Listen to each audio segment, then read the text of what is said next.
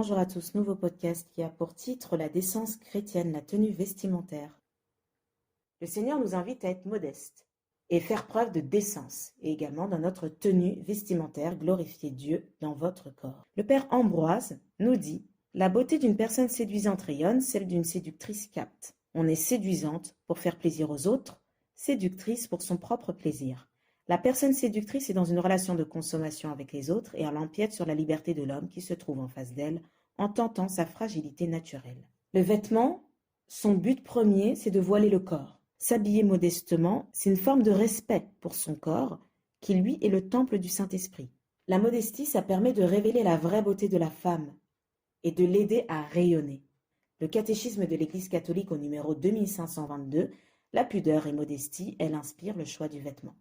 L'impudicité est devenue à la mode. La pureté, elle est dans ce monde dénigrée, bafouée, mais nous devons aller à contre-courant, parce que nous sommes dans le monde, mais nous ne sommes pas du monde. Et on peut voir aussi tout ce qui dévoile le corps, c'est vu comme sain. Il y a beaucoup de choses mal qui sont vues comme bonnes dans ce monde. Et nous ne devons pas tomber dans ça, pas tomber dans cette spirale ou banaliser la tenue vestimentaire. Le vêtement peut être une occasion aussi de chute pour notre prochain. Et ça met aussi en péril le salut de notre âme. Pie XII nous dit « C'est surtout par le péché d'impureté que les forces des ténèbres assujettissent les âmes. Aussi longtemps que la modestie ne sera pas mise en pratique, la société continuera à dégrader. La société révèle ce qu'elle est par les vêtements que l'on porte. Dire que cette mode est une question de coutume est justement aussi faux que de dire « l'honnêteté est une question de coutume ». Là, on parle de notre corps qui est le temple du Saint-Esprit. Ne l'oublions pas.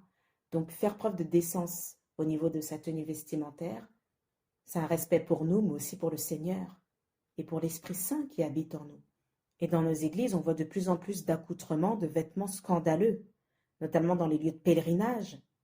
On voit beaucoup de vêtements indécents, mais c'est aussi par manque d'enseignement, parce que beaucoup le font sans s'en rendre compte. Dans nos églises, on ne nous parle plus de mode à ne pas suivre, ni de modestie à pratiquer, ni de décence dans le vêtement. Et beaucoup de personnes viennent de manière indécente sans s'en rendre compte. Pendant la Sainte Messe, on voit des filles et des femmes qui ont des tenues vestimentaires extrêmement indécentes, qui dévoilent vraiment le corps de la femme. Notre-Dame, modèle de pudeur et de pureté, a révélé aux enfants de Fatima « Il viendrait certaines modes qui offenseront beaucoup notre Seigneur ». Et elle ajoute que le péché qui conduit le plus de gens à leur perdition était le péché de la chair. L'indécence est un péché de scandale, nous enseigne la théologie morale et notre catéchisme, un péché de scandale pour nous et pour notre prochain. Et autre chose que nous enseigne l'Église catholique, que la femme catholique se sent tenue non seulement d'être honnête, mais encore de prouver son honnêteté par la façon de se vêtir. On peut être moderne sans forcément être impudique, avoir des modes impudiques, des modes vulgaires ou des modes malsaines. On peut être moderne avec des vêtements décents. Notre-Dame à Fatima nous dit également « Les péchés qui conduisent le plus d'âmes en enfer sont les péchés d'impureté ». Et les péchés d'impureté, ça commence par la chair, ça commence par le désir, et il y a également la tenue vestimentaire qui rentre en compte. Padre Pio avait horreur des mini-jupes. Il ne confessait pas une personne qui est arrivée en mini-jupe. Là, on parle de Padre Pio, celui qui a eu les stigmates du Christ, qui a eu quand même une vie particulière, un lien extrêmement fort avec le Seigneur, au point d'avoir les stigmates. Padre Pio aussi exigeait, aussi bien les hommes que les femmes, à se couvrir les bras avec des manches longues, et les hommes à porter des pantalons. Et il était en colère quand il voyait des tenues indécentes.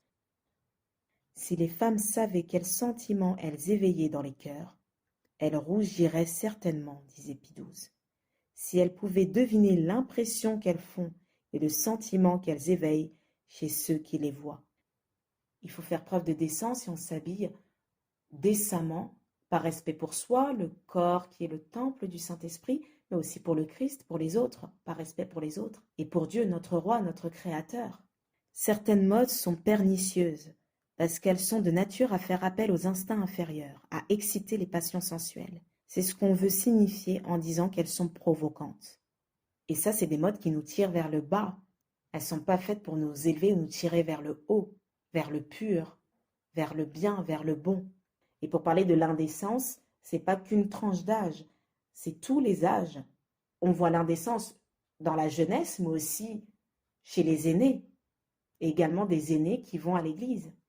La Vierge Marie, dans ses apparitions, bien que habillée avec modestie et simplicité, elle rayonne, elle est toujours belle, elle rayonne de beauté. Et je terminerai avec ceci. Lorsqu'une femme voile son corps avec modestie, elle ne se cache pas des hommes, elle leur révèle sa dignité. Merci à tous pour l'écoute et je vous dis à très vite pour un nouveau podcast.